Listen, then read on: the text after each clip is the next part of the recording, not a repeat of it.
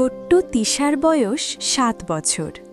সে খুব হাসি খুশি আর গাছপালা খুব ভালোবাসে। প্রতিদিন স্কুলে গিয়ে সে প্রথমে ফুলবাগানে উকি দেয়। তিশার একটা সেরা বন্ধু আছে, তার নাম মিলি। মিলি একটি সাদা নরম বিড়াল। মিলির চোখ দুটো গোল গোল আর চকচকে। একদিন সকালে তিশা স্কুলে গিয়ে দেখে ফুল গাছগুলো কেমন যেন ঝিমিয়ে আছে। গোলাপ ফুলগুলো মাথা নিচু করে আছে। তিশা অবাক হয়ে বলল, আরে তোমরা এত চুপচাপ কেন? মিলি মিউ মিউ করে পাশে দাঁড়ালো।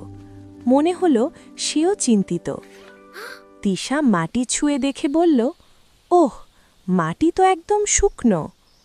সেদিন স্কুলের দারোয়ান চাচা অসুস্থ ছিল, কেউ গাছে পানি দেয়নি।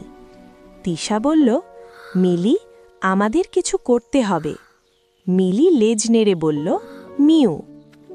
তিশা ছোট্ট একটা বালতি নিয়ে টিউবওয়েলের কাছে গেল।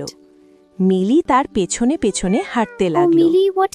তিশা কষ্ট করে পানি ভরল। বালতি একটু ভারী ছিল। হঠাৎ মিলি বুদ্ধি করে কি করল জানো? সে ক্লাসরুমে দৌড়ে গিয়ে বন্ধুদের ডাকতে লাগল, মিউ মিউ। তিশার বন্ধুরা বাইরে এসে দেখল তিশা একা পানি দিচ্ছে। সবাই বলল, আমরাও সাহায্য করব। তারপর কি মজা!